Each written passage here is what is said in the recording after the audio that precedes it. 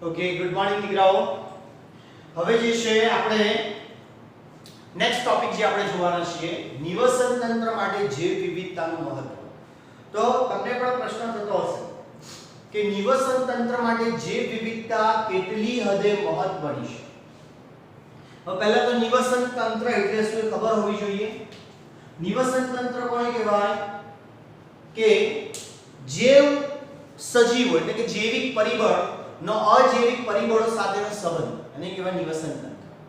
એટલે એમ કહી શકાય કે સજીવો જ્યારે પર્યાવરણના પરિબળો સાથે પારસ્પરિક ક્રિયા કરે અને જેનું નિર્માણ થાય તેને કહેવાય નિવસન તંત્ર. કે જ્યારે સજીવો પર્યાવરણીય પરિબળ સાથે આંતરક્રિયા કરે અને જેનું નિર્માણ થાય તેને કહેવાય નિવસન તંત્ર.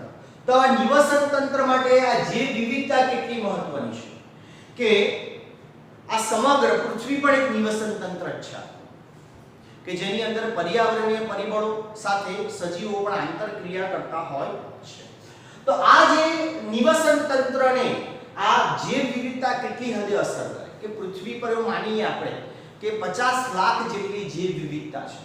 શું આ જૈવ વિવિધતા 1 કરોડ હોય કે પછી 10 લાખ થઈ જાય તો આ પૃથ્વીના નિવસન તંત્ર ઉપર તેની કોઈ અસર પડે ખરી કે જૈવ વિવિધતા પણ નિવસન તંત્રને અસર કરે છે ખરી? આવા બધા પ્રશ્ન આપણા મગજમાં આવે. તો પરિસ્થિતિવિદો માનતા હતા કે વધુ જાતિ ધરાવતા સમુદાયો સામાન્ય રીતે ઓછી જાતિ ધરાવતા સમુદાયો કરતાં વધારે સ્થિર વલણ દર્શાવે છે. એવું માનવું છે કે ધારો કે આ એક વિસ્તાર છે જંગલનો અને આ જંગલના વિસ્તારની અંદર એવું ધારી લઈએ કે 10,000 જેટલી જાતિઓ વસવાટ કરે છે. બીજું નિવસન તંત્ર છે જેની અંદર 50,000 જેટલી જાતિઓ વસવાટ કરે છે. તો પરિસ્થિતિવિદો માનતા હતા કે જાતિ વિવિધતા વધારે તેટલું તે નિવસન તંત્ર વધારે સ્થાયી હોય અને તેની ઉત્પાદકતા પણ વધુ અને સારી જોવા મળે. જેમ કે અહીં આ જંગલની સરખામણીમાં આ જંગલમાં જાતિ વિવિધતા વધારે છે, આથી અહીંનું નિવસન તંત્ર વધારે સ્થાયી છે અને તેની ઉત્પાદકતા પણ વધુ જોવા મળશે. તો સ્થિર સમુદાય જો હોય કે એક નિવસન તંત્ર અને સમુદાય જેટલો સ્થિર હોય તેટલી જ તેની ઉત્પાદકતામાં વર્ષે વર્ષે વધુ કંઈ ફેરફાર થવો જોઈએ નહીં. એટલે કે જ્યાં જાતિ વિવિધતા વધારે એ નિવસન તંત્ર વધારે સ્થાયી છે તો તેની ઉત્પાદકતામાં વર્ષે વર્ષે લાંબો તફાવત જોવા મળશે નહીં. જેમ કે કઈ ઉત્પાદકતા? તો જાતિ વિવિધતા અહીં વધારે છે એટલે હું કહી શકીએ કે અહીં ધારો કે કોઈ એ પ્રકારની જાતિની સંખ્યા જેમ કે વનસ્પતિની જાતિ જે છે જાતિ વનસ્પતિ કેટલી ટોટલ વનસ્પતિની જાતિઓ છે એવું માની લઈએ કે 10,000 છે વનસ્પતિની જાતિ અને એની સંખ્યા જે છે એ ધારો કે ધારી લઈએ કોઈ x છે. કોઈ બી જાતિ છે તેની પણ આપણે વાત કરીએ તેની એના પેટા પર એની જાતિઓ કેટલી છે તો સસ્તનની જાતિઓ ઘણી બધી હશે જંગલમાં. સિંહ હશે, વાઘ હશે, લેપર્ડ હશે, દીપડો હશે, ચિત્તો હશે એવી રીતના એ ધારો માની લઈએ કે 5,000 અલગ અલગ જાતિ છે. બરાબર 1000 છે 5,000 તો નહીં 1000 અને એની સંખ્યા આપણે y ધારી લઈએ. તો એવી જ રીતે આવી અલગ અલગ જાતિઓની સંખ્યા છે એ જાતિઓ છે તે વર્ષો વર્ષ આપણને એ સંખ્યા કેવી જોવા મળે સ્થાયી. તો આ નિવસન તંત્રની અંદર ઉદાહરણ તરીકે લઈએ કે ધારો કે 1000 સિંહ હતા. કેટલા 1000 સિંહ અને હરણ કેટલા હતા? ધારો કે 5,000 ત્યાં શું છે હરણ છે. તો 10 વર્ષ પછી પણ જો આપણે જોઈશું ને તો આ નિવસન તંત્રમાં સિંહની સંખ્યા લગભગ 1000 ની આસપાસ જ જોવા મળશે. યા થોડો ઘણો કદાચ વધારો ઘટાડો થશે અને હરણની સંખ્યા પણ આપણને લગભગ એની આસપાસ જ જોવા મળશે. પણ એની સરખામણીમાં જો આ નિવસન તંત્રની વાત કરીએ તો ઓબ્વિયસલી તેમાં સિંહ ધારો કે 1000 છે. સિંહ કેટલા છે 1000 અને હરણની સંખ્યા 2000 જ છે. તો શું થશે? સમય જતા આ નિવસન તંત્રમાં સિંહની સંખ્યા ધારો કે ઘટીને 500 થશે અને હરણની સંખ્યા પણ ઘટીને કદાચ 1000 થઈ જશે. કેમ? તો જે વિવિધતા પણ ઓછી છે, સંખ્યાબળ ઓછું છે, તો ત્યાં ફ્લક્ચ્યુએશન થવાની શક્યતા વધી જાય. અને જેટલું નિવસન તંત્ર મોટું હોય અને વધુ સંખ્યામાં અને વધુ જાતિ વિવિધતા હોય તો ત્યાં બહુ વધારે વાંધો આવતો નથી. જેમ કે અહીં સિંહ 1000 છે, તો સિંહને તો શું જોઈએ? માંસ ખાવા જોઈએ. તે હરણ છે 5000, કદાચ હરણ ઓછા હશે તો પણ શું કરશે? કોઈ સસલા છે, અન્ય પ્રાણીઓનો પણ એ, કારણ કે વધુ જાતિ વિવિધતા છે અને અન્ય પ્રાણીનો પણ તે ખોરાક તરીકે ઉપયોગ કરશે. પણ અહીં જો ધીરે ધીરે જાતિઓ લુપ્ત થવા માંડે સિંહ માટે, કે જેમ કે હરણ 200 ના 1000 થઈ ગયા, 2000 ના 1000 થઈ ગયા, ઓર ઘટી ગયા, તો એના માટે ખોરાકના સ્ત્રોત ઘટતા જાય છે. એટલે એના આધારે ત્યાં જાતિ વિવિધતા પણ ઝડપથી સમય જતા ઘટશે. એટલે કહેવાનો અર્થ એટલો જ છે કે પરિસ્થિતિવિદો એવું માનતા હતા કે જેટલી નિવસન તંત્રમાં જાતિ વિવિધતા વધારે, તો જાતિ વિવિધતા જેટલી વધારે હોય તે નિવસન તંત્ર એટલું વધારે સ્થાયી હોય છે. તો સમયે સમયે જે નિવસન તંત્ર સ્થાયી હોય તે નિવસન તંત્ર સમયે સમયે આવનાર અવરોધો માટે પ્રતિરોધક કે પ્રસંગોપાત વિક્ષેપો, કુદરતી કે માનવ સર્જિત સામે પ્રતિકારક કે સ્થિતિસ્થાપકતા તેની પાસે હોવી જોઈએ. કે જેટલી, જેમ કે ઉદાહરણ તરીકે લીધું આપણે 50000 જાતિઓનું આ ઘર છે, કોઈ કુદરતી આફત આવી, કઈ કુદરતી આફત આવી? ધારો કે રેલ આવી ગઈ, પાણી ભરાઈ ગયું જંગલમાં, તો એવું બની શકશે કે 50000 જાતિઓ જે હતી અને એમાં ટોટલ પ્રાણીઓની સંખ્યા કેટલી હતી? ધારો કે માની લઈએ 5 લાખ. આ જાતિઓના ટોટલ પ્રાણીઓની સંખ્યા કેટલી હતી? 5 લાખ. રેલ આવવાને કારણે એવું બન્યું કે 50000 પ્રાણીઓ શું થયા? મરી ગયા. દાવાનળ ફાટી નીકળ્યો, આગ લાગી, 50000 પ્રાણીઓ મરી ગયા. પણ સમય જતા શું થશે? જે પ્રાણીઓ બચી ગયા છે એ ઝડપથી પ્રજનન કરશે અને બીજા આવતા અમુક વર્ષોની અંદર ફરી પાછી આ નિવસન તંત્રની અંદર પ્રાણીઓની સંખ્યા ક્યાં આવી જશે? 5 લાખ બાજુ આવી જશે. પણ એ જ વસ્તુની અહીંયા વાત કરું કે ટોટલ 10000 જાતિ અને પ્રાણીઓની સંખ્યા કેટલી? 1 લાખ. 1 લાખમાંથી રેલ આવી, દાવાનળ ફાટ્યો, તો લગભગ ધારો કે 30000 જેટલા પ્રાણીઓ મરી ગયા. તો 60000 પ્રાણી તો મરી ગયા 1 લાખમાંથી, રહ્યા 40000. અને આમાંથી 60000 માં અમુક પ્રાણીઓ જે મરી ગયા છે તો સંપૂર્ણ જાતિ પણ નષ્ટ થઈ જશે. તો પરિણામે ભવિષ્યમાં એ જાતિના પ્રાણીઓ ક્યાં જોવા મળશે નહીં, કારણ કે એ જાતિના કોઈ પણ પ્રાણીઓ અહીં આ નિવસન તંત્રમાં બચ્યા નથી. જ્યારે અહીં નિવસન તંત્ર મોટું હતું, પ્રાણીઓની સંખ્યા વધારે હતી, એટલે ત્યાં જે છે અમુક પ્રાણીઓ મરી જાય છતાં પણ શક્યતા છે કે ભવિષ્યમાં એ જાતિઓ જે છે નવા પ્રજનન કરીને નવા પ્રાણીઓ વિકસિત થશે અને ફરી પાછી આપણને ટોટલ પ્રાણીઓની સંખ્યા 5 લાખ બાજુ જોવા મળશે. તો જેટલું નિવસન તંત્ર મોટું, જે વિવિધતા વધારે, નિવસન તંત્ર વધારે સ્થિતિસ્થાપક અને સ્થાયી હોય છે અને તે વિદેશી જાતિઓ દ્વારા થતા આક્રમણ માટે પ્રતિરોધક પણ હોવું જોઈએ. કે વિદેશી જાતિઓ દ્વારા થતા આક્રમણ માટે તે પ્રતિરોધક પણ હોવું જોઈએ. વિદેશી જાતિઓ, તો વિદેશી જાતિઓ ઘણીવાર એવું હોય કે બહારથી કોઈ વિદેશી જાતિ આવે, એ શું કરે? ત્યાં જે સ્થાયી જાતિઓ હોય તેની સાથે સ્પર્ધામાં ઉતરે અને સ્પર્ધામાં ઉતરે તો જે વર્તમાન જાતિને નષ્ટ કરવાની તે શક્યતા ધરાવે. એટલા માટે જેમ કે આફ્રિકન કેટફિશ જ્યારે ભારતીય સમુદ્રમાં આવી ત્યારે ભારતની જે કેટફિશ હતી તેની સંખ્યા ઝડપથી ઘટવા માંડી. તો બાંગ્લાદેશથી આફ્રિકન કેટફિશ આવેલી ભારતની અંદર, તો ભારતની કેટફિશની સંખ્યા ઘટવા માંડી.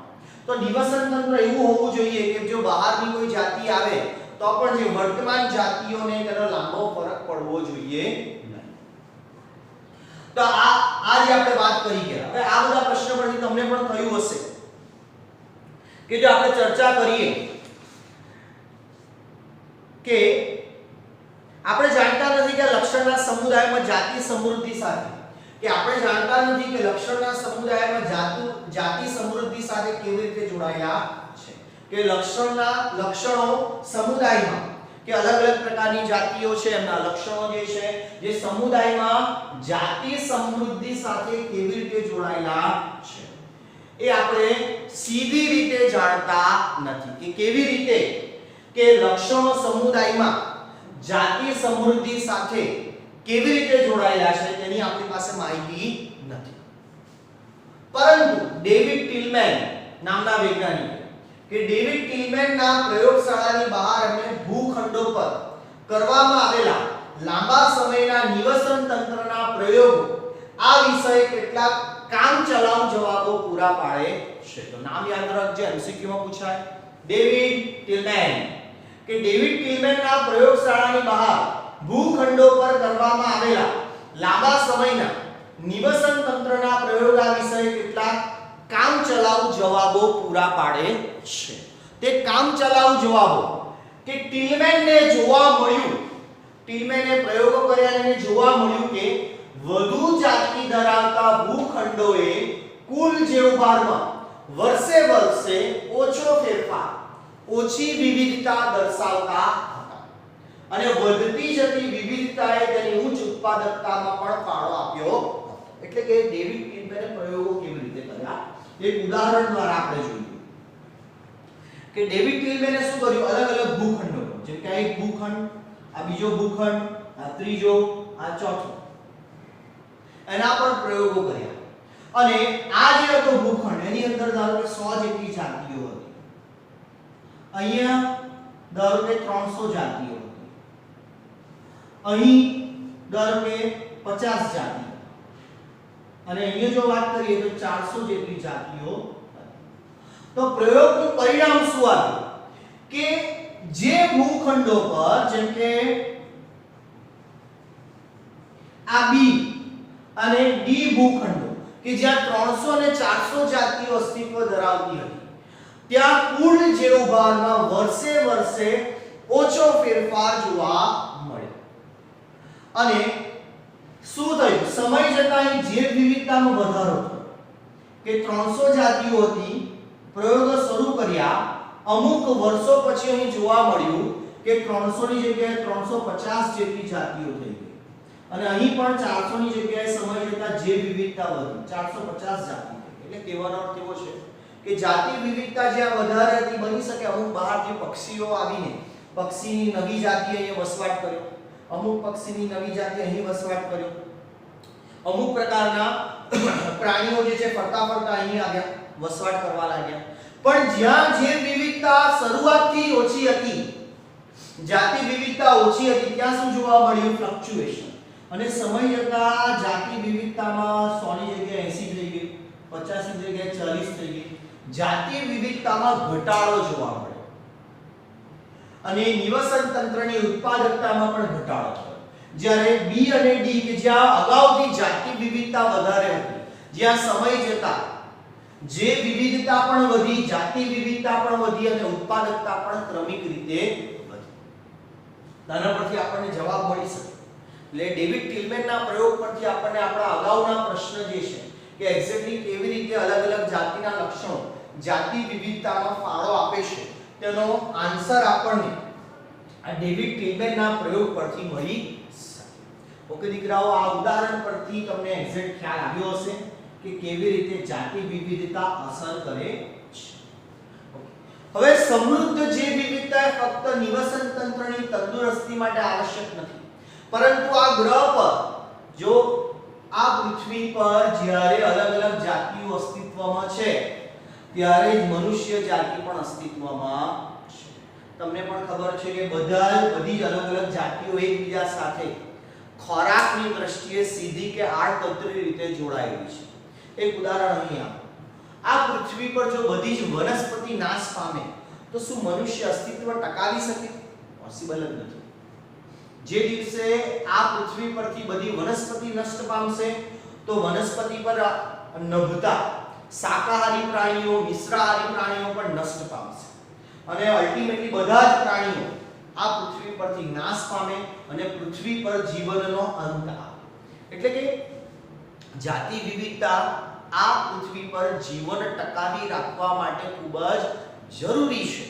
તો સમૃદ્ધ જૈવ વિવિધતા ફક્ત નિવસન તંત્રની તંદુરસ્તી માટે નથી. જો નિવસન તંત્ર તંદુરસ્ત, પર્યાવરણ તંદુરસ્ત અને આપણે પણ બરાબર મજામાં તંદુરસ્ત રહી શકીએ તો પરંતુ આ ગ્રહ પર માનવ જાતિ લાંબા સમય માટે જો અસ્તિત્વને જીવન ટકાવી રાખવું હોય તો પણ જાતિ વિવિધતા અનિવાર્ય છે.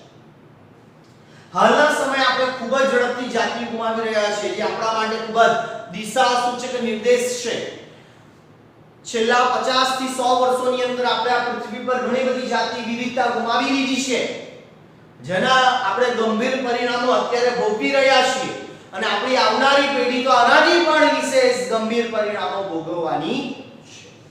એટલા માટે જ તમે જોવો છો ને બધી જગ્યાએ પર્યાવરણ સમિટ ભરાય, પર્યાવરણ બચાવો, વૃક્ષો વાવો, દેશ બચાવો, માનવ જાતિને બચાવો, આવનારી પેઢીને બચાવો. તો આપણે જાતિ વિવિધતાને બચાવીશું તો જ આ પૃથ્વી પર આપણે પણ ટકી રહીશું અને આપણી આવનારી પેઢીઓ પણ ટકી શકશે. એક ઉદાહરણ આપો.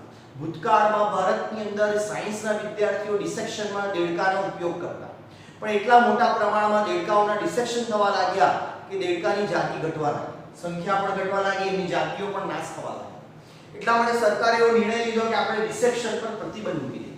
ડિસેક્શન એટલે પેલું દેડકો કટ કરે ને બધું ચેક કરે ને સર્જરી કરે તે.